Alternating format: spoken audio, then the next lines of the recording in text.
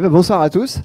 Alors comme disait Marc, mon sujet de ce soir c'est pattern de concurrence et performance. Pattern de concurrence c'est les threads, les processus, et puis après les choses qui sont basées sur des boucles d'événements du style les callbacks, les promesses construites par-dessus les callbacks, les coroutines, ce genre de choses. On va voir ce que ça donne en termes de code, qu'est-ce que ça donne aussi en termes de performance. Je vais m'appuyer en particulier sur les travaux d'un stage de recherche que j'ai encadré l'an dernier. C'était le stage de fin d'études de Yuri Antnor à Bazak, qui était un étudiant EPITA qui a rejoint Octo depuis. Et ben, je vais vous raconter un peu ce qu'on a vraiment mesuré, puisqu'il y a une idée en particulier qui était dans l'air depuis quelques années, qui est que si vous voulez vraiment de la performance, il faut absolument utiliser des patterns de concurrence non bloquants, c'est-à-dire callback, promesses, etc. J'ai jamais été super convaincu par ça. Maintenant, on a vraiment les mesures, donc on va voir, et vous ferez votre propre opinion. Alors, quand je parle de concurrence, je parle, juste pour qu'on soit bien d'accord, du fait d'exécuter... Il me manque un morceau, là, pardon, depuis qu'on a débranché. Une seconde.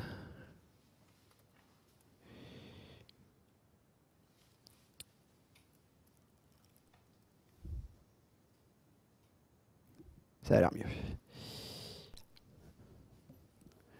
Je disais donc, quand je parle de concurrence, je parle d'exécuter simultanément sur une même machine plusieurs flux d'exécution, plusieurs programmes si vous voulez, par opposition donc à l'exécuter de manière séquentielle, c'est-à-dire faire d'abord tout le premier programme, toute la première tâche, ensuite tout le deuxième. Évidemment, l'intérêt de faire ça, c'est d'avoir une certaine interactivité pour l'utilisateur. Hein. C'est plus sympa quand vous avez Spotify d'un côté que vous puissiez faire autre chose en même temps. Alors quand on a plusieurs CPU, plusieurs cœurs de CPU, plusieurs threads hardware, c'est facile, bah, on met une tâche par CPU ou par cœur là, et puis ça marche, il n'y a pas de problème, quoi. Le problème c'est que souvent bah, on a plus de tâches à exécuter qu'on a de CPU ou de cœurs de CPU, et là ça marche moins bien, et il faut trouver une astuce. L'astuce c'est la concurrence par commutation, que vous verrez aussi appelée concurrence par multiplexage temporel. L'idée c'est de donner un petit bout de temps CPU à chaque programme qu'on a exécuté et puis de faire tourner le CPU en fait entre les programmes. Si le petit bout il est suffisamment grand pour que les programmes ils aient le temps de faire quelque chose, mais suffisamment petit pour que tous les programmes arrivent à avoir un peu de CPU, ben, du point de vue de l'utilisateur, on a l'impression que ça s'exécute simultanément et donc on a cette interactivité. Une petite astuce, un petit truc qui est sympa aussi avec la concurrence par commutation, c'est que quand on a une tâche à exécuter sur un CPU, c'est assez rare qu'elle arrive à utiliser le CPU à 100% tout le temps. Il y a bien un moment où on a une requête sur le réseau, on a besoin de lire sur le disque ou un truc comme ça, et le temps qu'on récupère la réponse à notre requête réseau ou la réponse, le contenu de ce qu'on voulait lire sur le disque, bah, on n'arrive pas à utiliser le CPU. Et du coup, si on fait de la concurrence par commutation, là, bah, on peut profiter. Pendant qu'il y a un petit temps là où la première tâche, la bleue, elle avait rien à faire, bah, on intercale un morceau de la verte et on optimise comme ça l'utilisation du CPU. Donc avec ces histoires de concurrence, là, par commutation, on a l'interactivité, on recrée du parallélisme, on simule du parallélisme en fait pour l'interactivité. Et au passage, on peut aussi optimiser l'utilisation du CPU. Alors, quand on parle de concurrence, le pattern un peu incontournable, normalement, c'est les patterns, c'est les processus et les threads. Processus et threads au sens des abstractions qui sont fournies par les systèmes d'exploitation. Il y a pas mal de librairies quand vous utilisez des frameworks web, de serveurs web, des choses comme ça, qui rendent les threads et les processus quasi transparents. Bon, il y a les petits sujets de synchronisation, on en parlera un peu.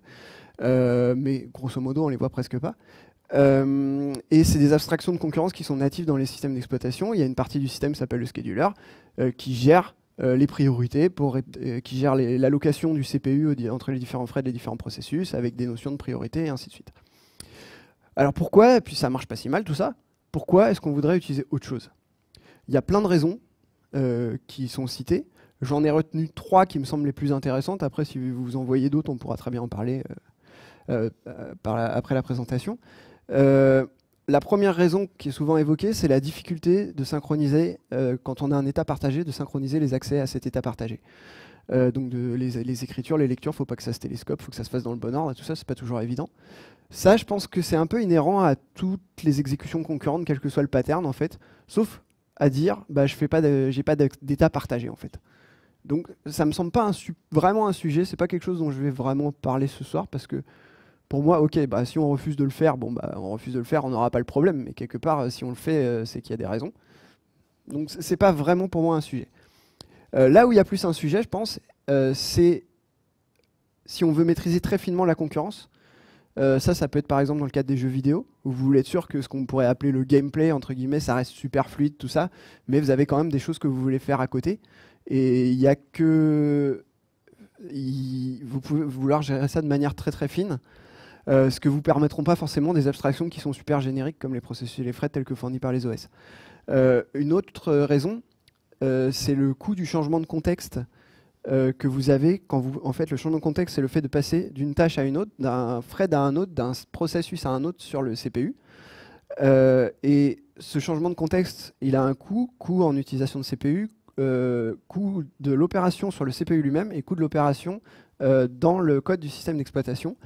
Et il y a l'idée d'économiser ce coût en faisant l'équivalent un petit peu de ce changement de contexte, c'est-à-dire de changer de tâche à un niveau plus haut dans votre application, dans votre runtime, et ainsi de suite. Pour ces deux raisons, pour la maîtrise fine de la concurrence et pour économiser ce coût de changement de contexte, on va s'orienter plutôt que vers les processus et les threads, vers des abstractions de concurrence que moi j'appelle non bloquantes. On en dit aussi réactif, événementiel, asynchrone. Moi j'aime bien non bloquant parce que je trouve que c'est celui qui prête le moins à confusion. Asynchrone, je trouve que ça fait un peu penser au système d'échange, au MOM, etc. Non bloquant, je trouve ça plus clair. Donc ces patterns de concurrence non bloquants, c'est les boucles d'événements avec les callbacks. Par-dessus, on peut construire les promesses. Il y a les coroutines, entre deux, les semi-coroutines. On va parler un peu de tout ça. Alors l'idée, comme je vous disais, c'est de limiter les changements de contexte, du moins le changement de contexte, pardon, au sens de ce qui se passe sur le CPU et dans l'OS. Pour ça, donc, on passe d'un mode bloquant à un mode non bloquant. Dans le mode bloquant, alors là, je vous ai fait des exemples en JavaScript, Node.js. Mode bloquant, je veux lire le contenu d'un fichier, etc password. Je vais utiliser la fonction qui s'appelle readFileSync. Sync pour synchrone, elle est bloquante, synchrone. Je donne à readFileSync le nom du fichier, je lui dis qu'on est en etuF8. Ça fait derrière un appel système, donc appel au noyau Linux, qui va aller voir le contenu du fichier. Pendant que le noyau Linux il regarde le contenu du fichier, mon programme là, il est bloqué. Mon programme Node.js. Mon processus Node.js bloqué. Une fois que le noyau a fini son boulot, il a récupéré le contenu du fichier, il pourra débloquer mon programme Node.js. Le readFileSync va retourner le contenu du fichier, ça va aller dans ma variable contenu et je pourrai utiliser la variable contenu pour afficher avec console.log. Ça, c'est le mode bloquant. Je passe en mode non bloquant. Cette fois, au lieu d'appeler readFileSync, synchrone, j'appelle readFile normal. Lui, c'est la convention Node.js quand il n'y a pas sync, il est non bloquant, asynchrone, tout ça. Même système, je lui passe le chemin du fichier, je lui dis qu'on est en etuF8, mais là, cette fois, je lui donne une fonction. Et en fait, ce qui va se passer, c'est que cette fonction, on va avoir l'appel système là. Donc appel au noyau Linux, on va avoir la fonction, un pointeur vers la fonction qui est donnée au noyau Linux. Le noyau Linux, il fait son moulinage là pour lire le fichier et tout ça. Et pendant ce temps-là, si j'ai des choses qui sont en dessous du readFile, là, mon code il continue à s'exécuter. J'ai pas eu de blocage de mon processus. À un moment, j'ai fini moi d'exécuter tout mon programme. Le noyau Linux, s'il a fini, bah tant mieux. S'il a pas fini, bah je vais l'attendre. S'il a fini, il m'a mis une callback et Node.js là, il a un tableau, une liste des callbacks qu'il va devoir exécuter. Quand il a fini le programme principal, il prend dans sa liste de callbacks et il les exécute les unes après les autres. Et donc là, on aura cette callback là qui va être appelée à un moment, quand celles qui avaient été générées avant auront été appelées aussi. Elle va être appelée et on aura récupéré en paramètre dans la callback le contenu du fichier, sauf s'il y a un souci, auquel cas on aura récupéré dans le paramètre erreur. D'accord ? On passe du mode non bloquant à bloquant. Avec cette idée de la callback, là j'ai fait un contexte switch, j'ai fait un changement de contexte. Donc en fait, pendant que j'étais bloqué, pendant que mon processus ici était bloqué, le noyau Linux il a dit attends, le CPU là il sert à rien, moi j'ai d'autres processus à exécuter, j'ai d'autres threads peut-être, je vais les mettre sur le CPU. Donc moi pendant ce temps là je suis sorti. Peut-être que le noyau il était prêt, la réponse à mon fichier était prête, mais c'est pas grave, l'autre programme il s'exécute jusqu'à ce que lui à son tour il bloque ou à ce qu'il l'utilise tout le quantum de temps que le noyau Linux avait décidé de lui attribuer.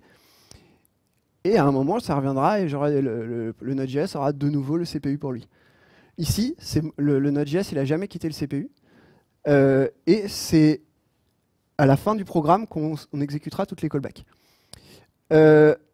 Donc ici on garde le CPU, on ne fait plus de context switch.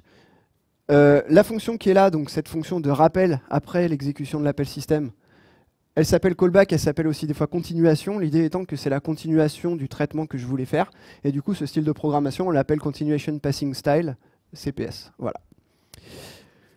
Alors, qu'est-ce que ça donne du code avec des callbacks? Pas grand-chose.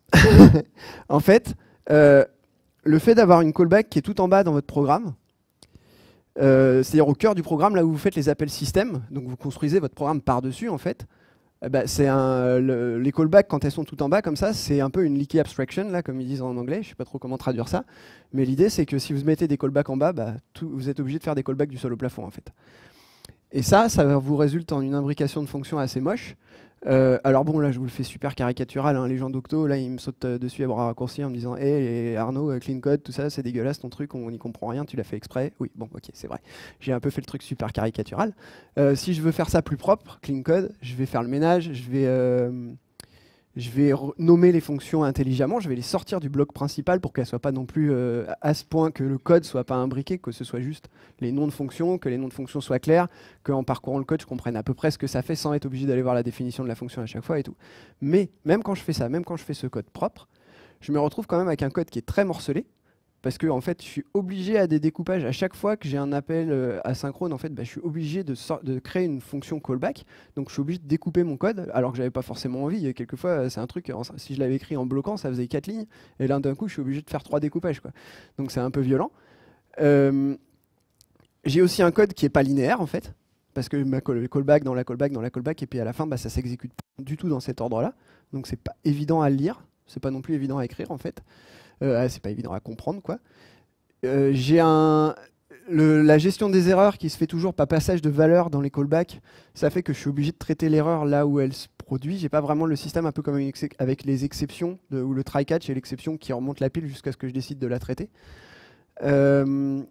J'ai un petit problème qui est que si je fais un try-catch, le try il concerne que le petit bout où il n'y a pas la callback, le petit bout de code où il n'y a pas la callback, parce que la callback, on a vu, tout le programme est exécuté et c'est à la fin qu'on fait les callbacks. Donc les callbacks, elles sont dans un contexte qui est complètement différent de celui où j'avais fait mon try catch, et du coup ça marche pas les exceptions avec les callbacks. Même principe pour des boucles, ça fait des trucs bizarres. J'ajoute à ça que si je fais des boucles et des choses comme ça, il y a le petit risque de faire des closures accidentelles. Alors là, j'ai fait un exemple un peu bateau où ça se voit très très bien, mais ça peut être beaucoup plus sournois. Où là, donc, je fais plein de callbacks et en fait, on voit tout de suite qu'elles vont partager la valeur de i. Bon, c'est du fait des règles de scope de JavaScript. Il faut quand même savoir comment ça marche les scopes de JavaScript pour le voir. Mais ça peut être beaucoup plus sournois des fois avec des codes un peu plus compliqués. On fait ça par accident et ça fait des trucs vraiment bizarres. Et qu'est-ce qui nous reste encore comme petit souci que ça va faire c'est déjà pas mal. Je crois que j'ai pas loin de fait le tour. En gros, je suis pas hyper fan de l'idée de faire des callbacks du sol au plafond. Et pour avoir eu à maintenir du code qui est écrit comme ça, parce que c'était comme ça qu'on faisait du Node.js à l'époque, parce qu'il n'y avait pas autre chose, et franchement, ça fait mal à la tête. Vraiment, vraiment. Quand vous avez de la logique métier derrière et tout ça, et que vous essayez de la recomprendre à partir du code en callback qui n'est pas linéaire et qui est super découpé et tout ça, c'est hyper dur. C'est pas vraiment sympa. Donc c'est pas ça. Les callbacks, c'est pas génial, génial. Heureusement, on peut construire assez facilement quelque chose par-dessus ça, qui est beaucoup plus sympa, et ça, c'est les promesses. L'idée, c'est qu'au lieu d'écrire une fonction qui prend une callback, exemple là, avec une fonction pour récupérer des mails, getMail4, je mets mon adresse et je donne une callback pour que quand il a récupéré les mails, il appelle la fonction avec la liste des mails. Je vais l'écrire un peu différemment, ma fonction. Je vais faire la version qui est en bas. Ça va être getMail4 avec juste l'adresse. Et on va dire que ma fonction getMail4, elle va retourner un objet. On va appeler cet objet une promesse. Et l'idée, c'est que cet objet, dessus, il y a une méthode. Par convention, je l'appelle ven. Et la méthode, c'est elle qui prend la callback. Et en fait, c'est elle qui va vraiment faire l'exécution de getMail là, et appeler la callback.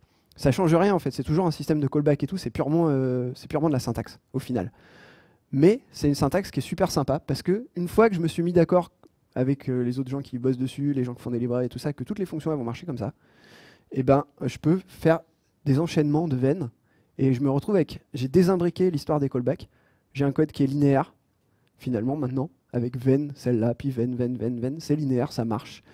Et si je décide que mon objet promesse, finalement, il est un peu plus malin que juste le ven, et je lui mets une autre méthode dessus, qu'on pourrait appeler catch ou overwise, selon les versions, je peux aussi avoir la gestion des erreurs séparée. Et pareil avec donc ven, tu fais ça. Si ça s'est pas bien passé, tu fais ça, puis tu fais ça, ça s'est pas bien passé, tu fais ça. Et donc on a un code qui devient vraiment linéaire, beaucoup plus facile à lire. Maintenant, ça, c'est toujours des callbacks qu'il y a derrière. Donc il y a quand même une partie des choses des soucis dont je vous avais parlé tout à l'heure qui continuent à s'appliquer. En particulier, je peux pas faire de try, enfin je peux pas utiliser les opérateurs de contrôle de flux du langage, les for, les try et tout ça, il y a toujours les mêmes soucis. J'ai toujours pas de stack trace. Alors en fait, ce que j'ai oublié de vous dire dans les callbacks, c'est qu'il y a des librairies un peu magiques qui regardent tout ce qui se passe, qui enregistrent tout, pour arriver, quand vous avez une erreur, à vous reconstruire une stack trace. Parce que sinon, quand vous avez une erreur dans une callback, comme la callback, bah, elle est appelée à la fin du programme, quand la stack est vide, elle est appelée de façon complètement isolée. Quand j'ai un problème et que j'ai une callback et je ne comprends pas pourquoi elle a été appelée ou qu'il y a une erreur, pour recomprendre pourquoi cette callback elle a été appelée alors que j'ai une stack vide, bah, quelquefois c'est assez coton. Donc c'est sympa d'avoir ces trucs-là, ces librairies-là, qui en fait enregistrent tout ce qui se passe et me reconstruisent l'équivalent d'une stack trace, c'est-à-dire en gros l'historique de comment j'en suis arrivé là. Le problème c'est que ces trucs-là, ça coûte super cher en performance, donc c'est pas utilisable en prod. C'est des trucs que je vais utiliser sur ma machine en développement, quoi. Donc stack trace, c'est pas ça. Les opérateurs de contrôle de flux de langage, c'est pas ça. Et donc c'est pas encore génial. Et j'ajoute qu'au niveau syntaxe, on a quand même un truc qui, quand je l'écrivais en bloquant, prenait franchement 3 lignes. Et là, je me retrouve avec des fonctions, là où j'étais pas forcément franchement obligé d'en avoir, des when, des overways. Bon, c'est pas non plus le truc le plus simple du monde, quoi. Au niveau syntaxe. Alors, est-ce qu'on peut faire mieux? Oui. En restant toujours dans les abstractions non bloquantes, hein, bien sûr. On en arrive au async await. Ça, c'est quelque chose qui est arrivé récemment en JavaScript, qui était par exemple dans C#.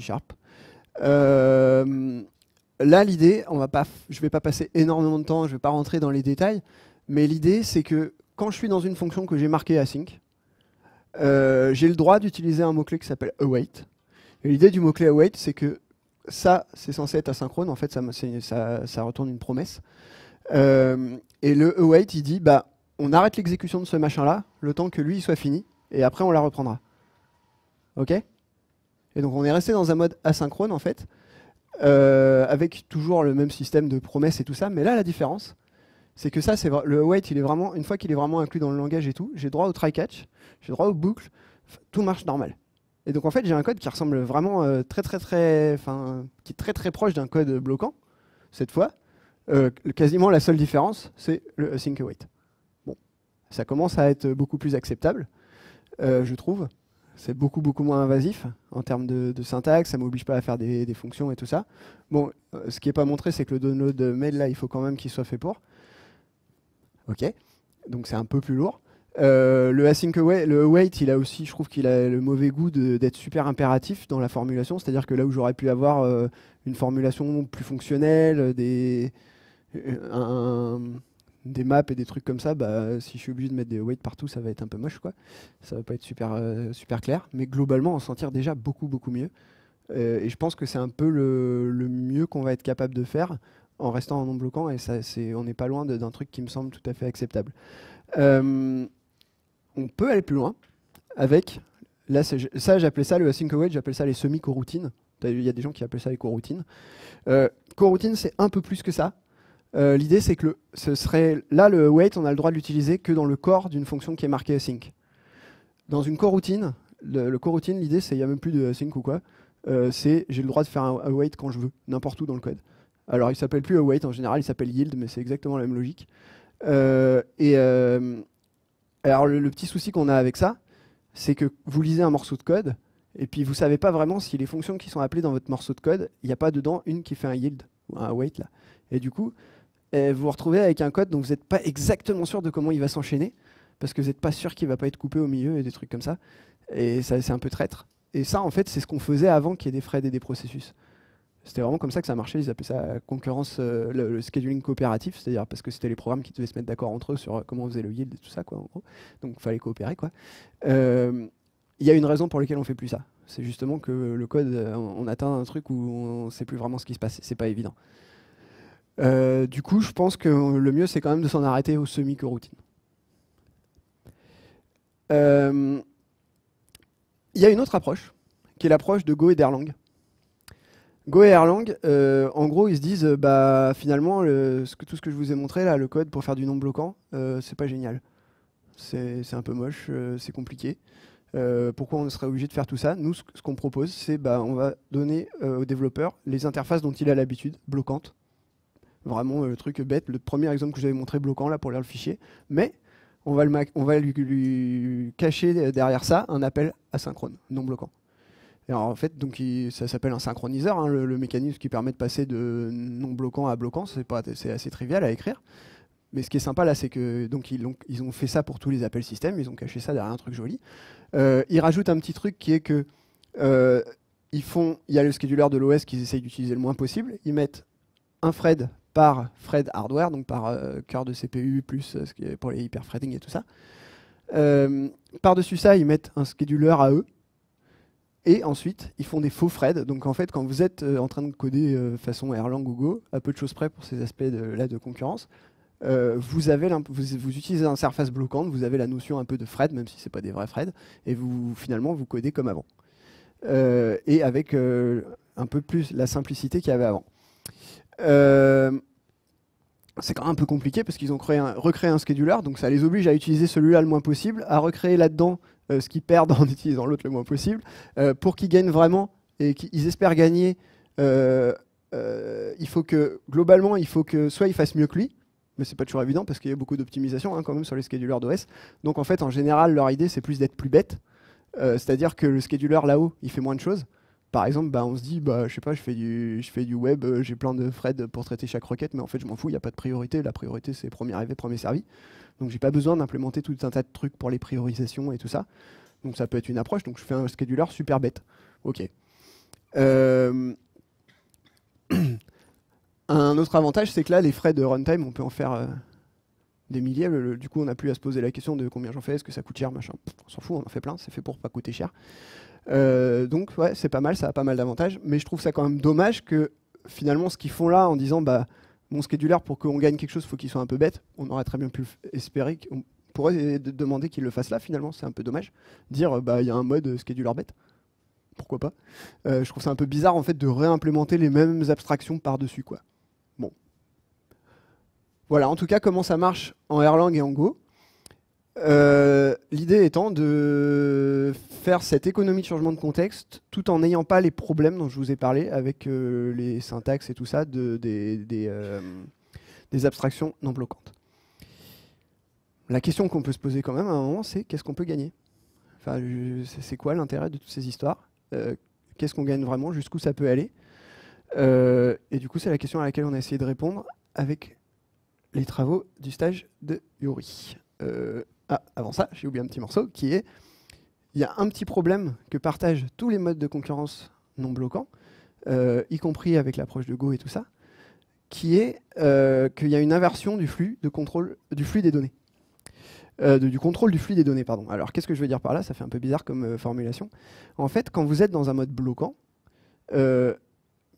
vous entrez, disons, par une fonction à l'arrivée de votre programme, hein, je sais pas, une requête web qui arrive, vous avez une fonction qui traite les requêtes qui arrivent. Cette fonction, elle appelle une autre fonction, qui appelle une autre fonction, qui appelle une autre fonction, qui fait des appels système à un moment.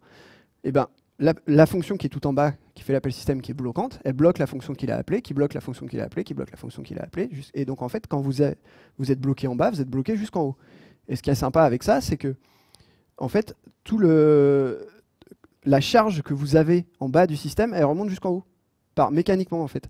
Et du coup, vous pouvez assez facilement, en disant je m'autorise à traiter que 100 requêtes à la fois, j'ai que 100 threads de traitement, je fais une file d'attente et ainsi de suite, gérer la surcharge et éviter la surcharge de votre système. Vous faites des tests de charge, vous dites voilà, je sais que je peux en traiter tant et ça se passe bien, donc je vais mettre une limite à ça et ça se passe bien et j'optimise l'utilisation de ma machine. Quand vous êtes en mode non bloquant, il n'y a plus ce système-là. Vous avez la fonction entrante dans votre programme, elle crée des callbacks, et puis les callbacks, elles peuvent créer des callbacks, et ça crée des callbacks et des callbacks, et puis on en empile des centaines. Et puis en fait, on s'aperçoit au bout d'un moment qu'on n'arrive pas à les dépiler, que le système est complètement écroulé, mais c'est trop tard. Et on a commencé à faire plein de traitements que finalement on va même pas être capable de finir parce que la machine elle est en train de s'écrouler. Et c'est trop tard. Donc en fait, pour éviter ça, il faut qu'on ait une gestion des surcharges, et il faut que la surcharge au cœur du système, elle crée une surcharge à l'extérieur. Et ça s'appelle la back pressure. L'idée, c'est s'il y a trop de pression en aval, il faut que ça crée de la pression en amont. C'est-à-dire un retour de pression, quoi. Comme un tuyau fermé, si vous envoyez trop d'eau, vous n'y arrivez pas parce que ça augmente la pression au fur et à mesure et ça vous bloque. Et donc là, alors que si vous avez un canal, un truc qui est ouvert, qui n'est pas comme un tuyau, pas fermé, bah là, vous rajoutez plein d'eau, ça déborde de partout, et puis c'est foutu. Ok ? C'est un peu ça l'image de la pression.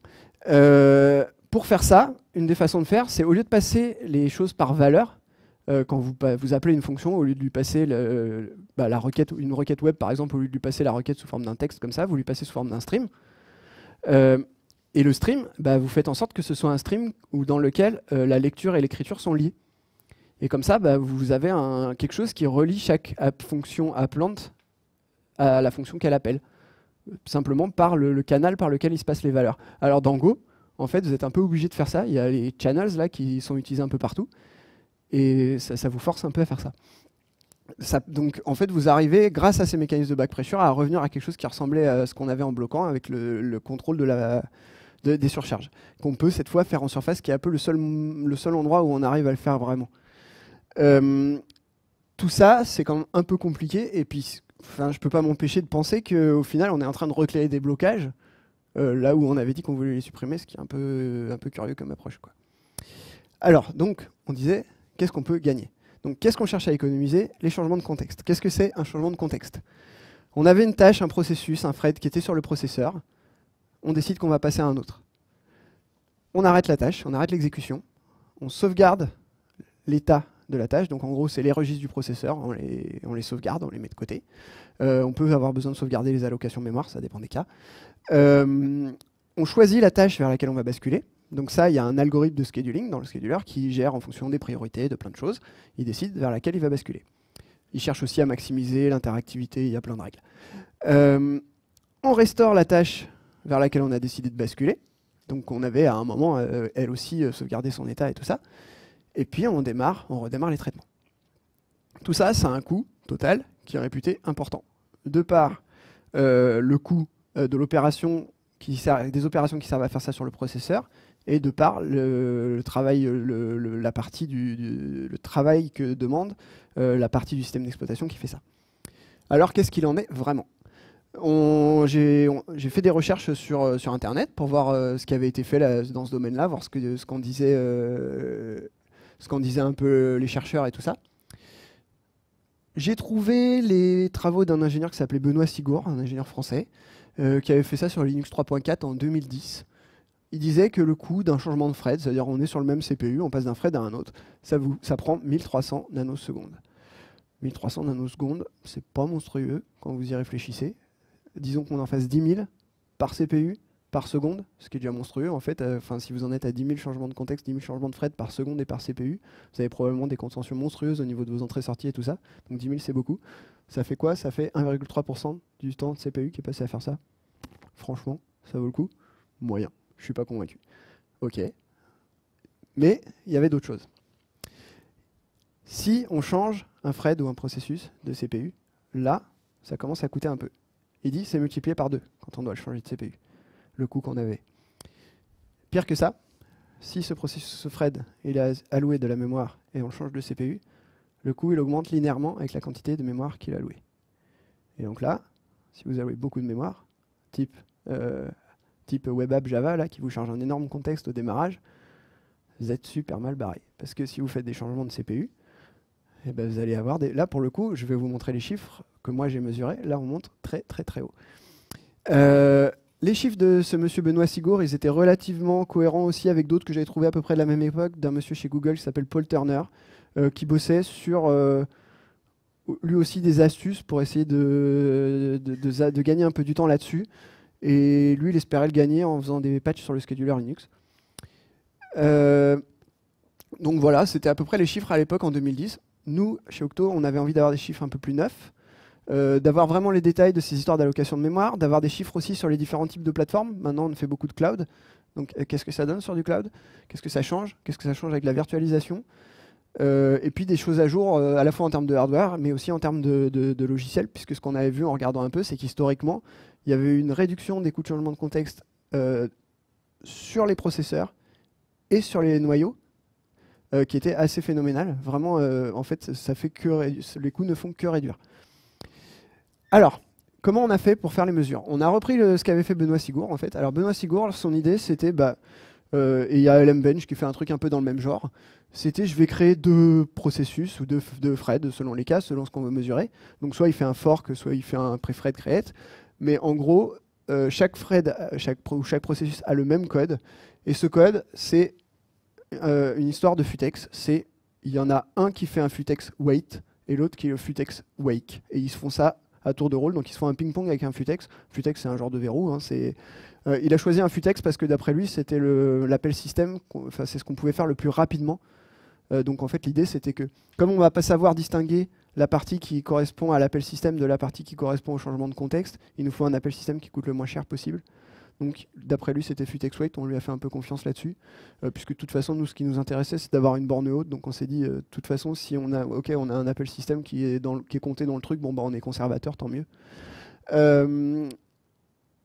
Je sais que j'ai vu que LMBench faisait la même chose avec un FIFO. Enfin, en gros, l'idée, c'est d'avoir un truc qui permet aux 2 processus de s'échanger le CPU, en fait.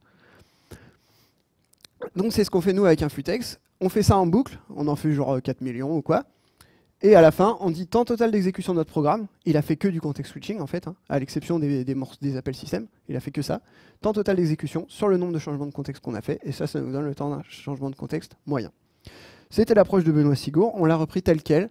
On a juste changé 2-3 petits trucs. Enfin, un petit truc, on a changé.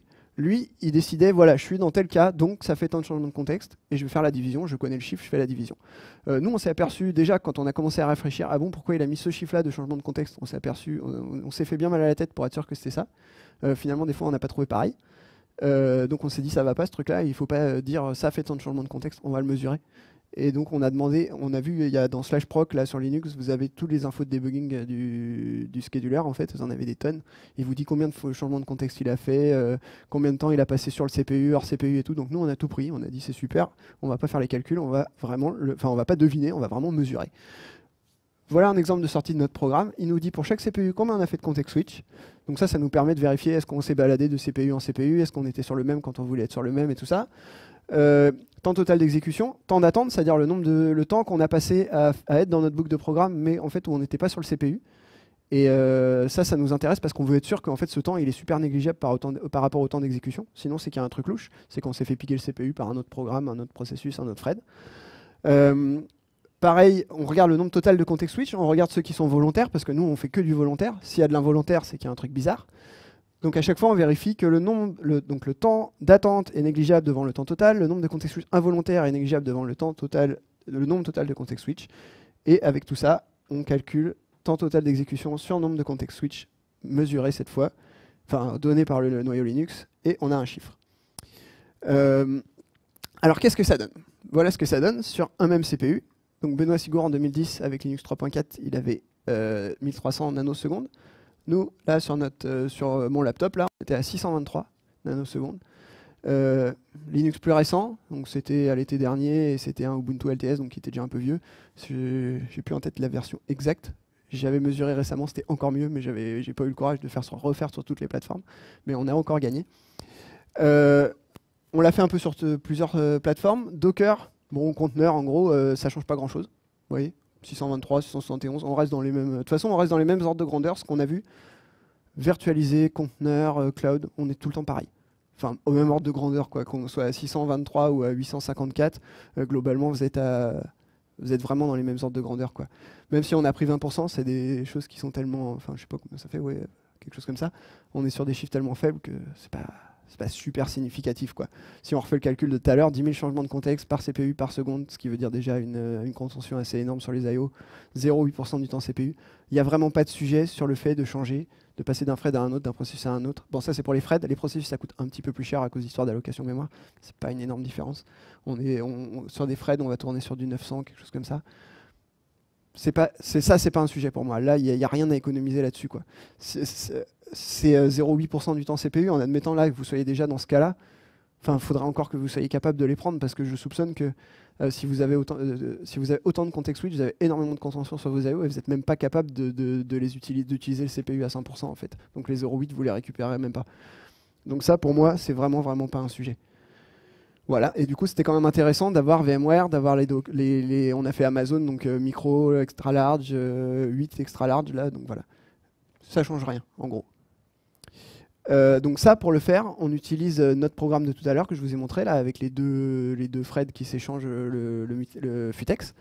Et on fait un CPU pinning, c'est-à-dire on dit, il y a une fonction Linux là, qui s'appelle taskset, où on lui dit, tu as le droit d'utiliser que le CPU numéro 1. Enfin, les deux, on leur dit ça, et du coup, ils sont obligés d'être sur le même CPU, de s'échanger le CPU. Voilà. Question qu'on s'est posée, c'est là-dedans, quelle est la part de l'algorithme de scheduling? Pourquoi on se pose cette question? Une des raisons, c'est que bah, déjà, on pourrait se dire, avec les histoires de Go et tout ça, de reconstruire un scheduler, qu'est-ce qu'on gagne à zapper le scheduler? Et l'autre question, c'était, et si je commence à mettre plein de threads, est-ce que l'algorithme de scheduling, de gestion des priorités, ne va pas juste prendre un temps énorme? Et du coup, mon temps de context switch augmenter avec. Alors, pour voir ça, on a utilisé un mode du scheduler Linux qui s'appelle ShedFIFO. Et ShedFIFO, c'est first in, first out. Ça veut dire les processus, les threads, là, il les prend juste comme ça, les uns après les autres, et il ne se pose pas de question de priorité. Donc quand on le met dans ce mode-là, en gros, on contourne un peu l'algorithme de scheduling, on l'évite. Et quand on fait ça, eh ben, on gagne la moitié du temps sur le changement de contexte. On passe à 400 nanosecondes. Donc voilà, l'algorithme de scheduling, c'est la moitié du temps. Qu'est-ce que ça change si on rajoute des threads ou des processus? S'il y en a plein, rien. L'algorithme de scheduling, on savait qu'il avait une complexité qui était en haut de log de n, donc il augmente avec le logarithme du nombre de threads de processus. Donc la question qu'on pouvait se poser, c'est OK, mais est-ce qu'on est au tout début de la courbe et en fait, quand j'en rajoute, ça va monter jusqu'à ce qu'on atteigne l'asymptote? Ou est-ce qu'au contraire, l'asymptote, elle est atteinte quasi tout de suite et puis en fait, je peux en mettre autant que je veux, c'est toujours pareil? La réponse, c'est l'asymptote, elle est atteinte quasi tout de suite. Et donc, vous en mettez 2, vous en mettez 10, vous en mettez 20, c'est pareil. Franchement, on n'a pas vu de différence. Et donc, c'est pas le nombre de changements, le nombre de threads, le nombre de processus ne joue pas sur le temps total de l'algorithme de scheduling, où il joue tellement peu que c'est pas un sujet. L'algorithme de scheduling prend la moitié du temps, mais bon, est-ce que vous voulez aller récupérer pareil 0,4% de CPU? Et en vous privant de la gestion des priorités et tout ça, je vois pas trop l'intérêt. Voilà. Alors, par contre, il y avait cette histoire de changement de CPU. Je passe un thread d'un CPU à un autre. Qu'est-ce qui se passe? Et là, on a des petits soucis. D'abord, sur le laptop, là où on était à 623 nanosecondes pour un simple context switch, quand on change de CPU, on est à 2500 nanosecondes, donc 2,5 millisecondes. Ça commence à coûter un petit peu plus. Pas encore monstrueux, mais ça commence à coûter un peu plus. Le Docker, toujours pareil, le conteneur, ça change pas grand-chose. Le VMware, ça double. Et après, en fait, même si on est sur des machines physiques, enfin je sais pas exactement comment ça marche chez Amazon, mais je soupçonne que des machines à 36 CPU, c'est un peu des machines physiques. Hein. Même si on n'est pas sur du virtualisé, en fait, plus la machine est costaud, plus vous avez des histoires de je passe sur les process passent de CPU sur des CPU qui ne sont pas adjacents. En plus, ils peuvent passer sur... Là, en fait, l'idée, c'est juste qu'on ne les a pas bloqués. Donc, statistiquement, plus il y a de CPU, plus il y a de chances qu'ils se baladent. Et surtout, si vous tapez sur des CPU qui ne sont pas du tout adjacents, ils ne vont pas partager le cache, ils n'ont pas les mêmes zones de mémoire, tout ça. Enfin, tout de suite, ça va vous coûter plus cher. Même sur du 36 ? Je sais pas. Du coup, on a été voir un petit peu ça, on a regardé un peu ce que ça disait, et c'est assez... Moi, j'ai pas l'habitude des gros serveurs, mais ça avait l'air d'être assez connu que si tu es sur des gros serveurs, de toute façon, ces histoires de changement de CPU, ça risque de te coûter cher. Parce que justement, il y a vraiment c'est un peu presque... C'est pas des systèmes différents, mais presque, quoi. On partage moins de choses entre les trucs et... Balancer. Ouais. Oui, donc il n'y a pas de task set, effectivement, on laisse le scheduler faire un peu ce qu'il veut. Il aura tendance à rester sur le même... Il aura tendance, et on en parle après, mais pas uniquement. Donc effectivement, ça pourrait être bien pire. Hein. Ça peut être bien pire. Puisque là, on est sur des trucs où il a finalement fait un peu ce qu'il voulait, et ce qu'il veut, il n'est pas idiot, et je vais vous montrer qu'il n'est pas idiot. Enfin, on va en parler.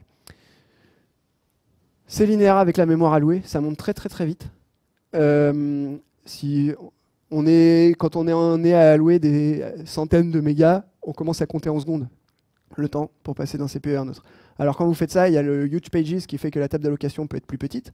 On fait des plus grosses pages mémoire. Du coup, chaque allocation, il y a moins d'allocations à enregistrer, donc ça réduira un peu les dégâts, mais ça coûte quand même très cher de faire du changement de CPU avec de la mémoire allouée. Alors comment on fait pour tirer le meilleur parti des frais des process maintenant qu'on sait ça? Bon, je peux vous dire limiter les allocations de mémoire, ok. Mais on fait un peu ce qu'on peut. Alors c'est pas si idiot que ça, hein, parce que vous avez par exemple, si vous regardez comment est fait Varnish, par exemple, Varnish il crée 2 threads pour chaque requête entrante.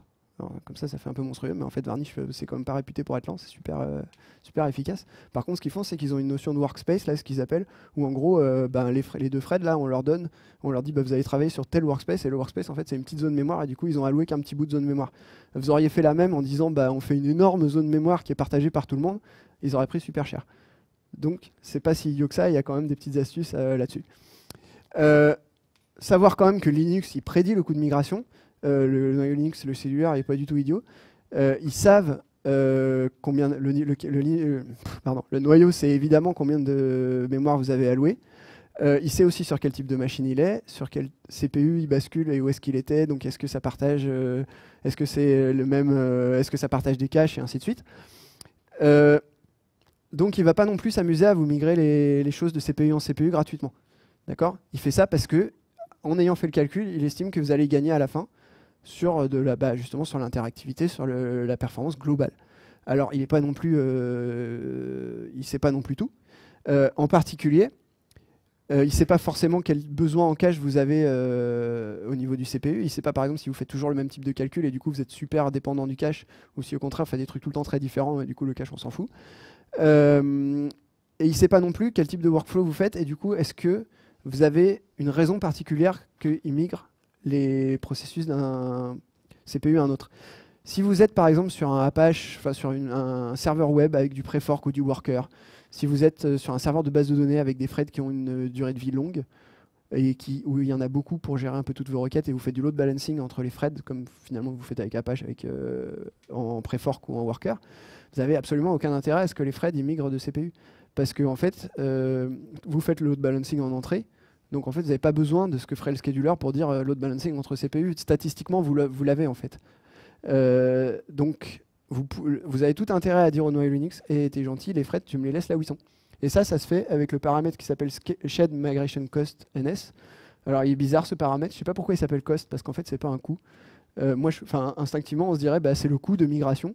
Je vais lui dire en nanosecondes combien ça coûte de migrer un thread d'un processeur à un autre. C'est pas ça. En fait, ce qu'on lui dit avec ça, c'est le nombre de nanosecondes qu'on estime qu'il faut qu'il garde les threads sur un CPU, sur le même CPU, parce qu'on a des besoins en cache ou parce que on estime que c'est pas la peine de les migrer. Donc en fait, si vous êtes sur du Apache Prefork ou Apache Worker, par exemple, ce truc-là, vous le mettez super haut, beaucoup plus haut que la valeur par défaut, et c'est mieux. Vous avez absolument aucun intérêt à ce qu'il fasse les bascules. Alors même si au final, c'est pas forcément des threads ou des processus ceux-là qui vont avoir des grosses consommations mémoire, donc ça va pas forcément avoir un impact phénoménal, mais ça se voit. Pareil sur pas mal de serveurs de base de données, j'ai vu sur les mailings Postgres, il y a des gens qui disent juste avec ce paramètre-là, je multiplie par 2,5 les perfs sur ma base de données. Parce qu'il y a vraiment des workflows où on n'a aucun intérêt à ces migrations de CPU et où le kernel il va quand même les faire. Si vous voulez être malin après, et moi j'ai à peine commencé à creuser, il y a l'air d'avoir plein de trucs, quand on regarde les man pages et des trucs comme ça, vous avez sur Linux toutes sortes de possibilités au niveau des réglages.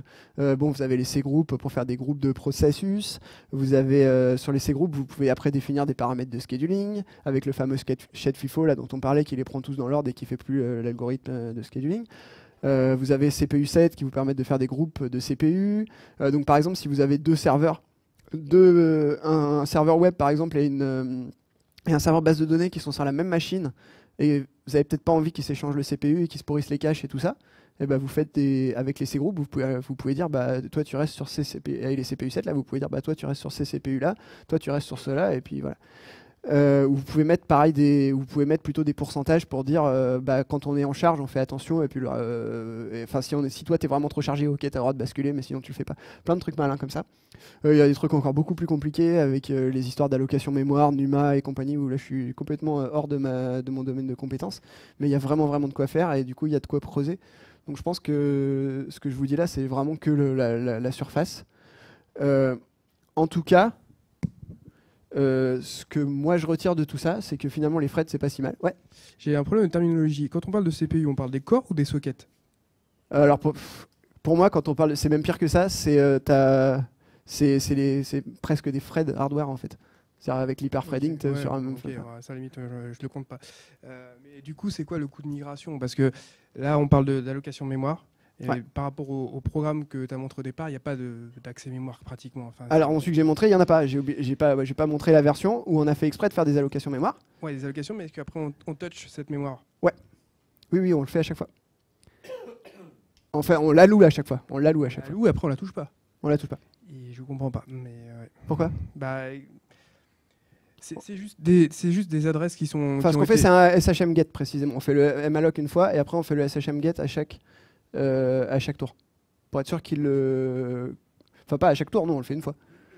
Le Fred, il reste après, donc la mémoire, elle reste allouée. Parce qu'il n'y a rien à migrer, c'est juste. C'est juste la table d'allocation. Si je comprends bien. Quand on change de CPU. Ouais, la table d'allocation des virtual adresses. Hmm. Ok. Bah, c'est tout. Ouais. Ouais. Oui, oui, c'est tout. Bah, apparemment, ça coûte cher. Ok. J'en sais pas plus. Il se trouve que ça coûte cher. Mais ça me semble pas être un si gros problème que ça, parce que dans la plupart des situations, finalement, on n'a pas phénoménalement besoin de cette histoire de migration de CPU. Voilà. Donc j'ai l'impression que finalement, les Fred, c'est pas si mal. Je sais pas si on a tant que ça à gagner avec ces histoires d'abstraction, de patterns de concurrence non bloquants, sauf à ce qu'on aille jusqu'à faire une gestion très fine de la concurrence. Avec mon histoire de callback, après, je peux très bien décider de taguer mes callbacks par priorité. Je peux très bien décider qu'il y a certaines callbacks, j'ai besoin de les exécuter tout de suite parce que j'ai des questions de latence et que sur ce type d'opération-là, je veux une latence super faible. C'est par exemple, j'ai vu une présentation récemment sur ScyllaDB qu'on m'a envoyé, où apparemment ils font ce genre de choses. Ils font leur propre système de scheduling, ils font même leur scheduling d'IO aussi, parce que ils veulent aller chercher les dernières miettes de performance qu'ils peuvent avoir. Et là, pour le coup, si vous êtes prêt à faire tout ça, ok, vous allez gagner énormément, évidemment. Mais à condition de faire tout le boulot en fait, que vous faisiez de façon beaucoup plus grossière les abstractions du noyau qui étaient fournies gratuitement, quoi. Voilà. Donc il faut vraiment équilibrer pour moi ce besoin de performance et le gain que vont vous apporter les abstractions que sont les frais des processus. J'ai l'impression que quand on passe en non bloquant, globalement, même si avec Async Await c'est quand même drôlement moins pire qu'avant, on a perdu quelque chose. Voilà, voilà. Merci à tous.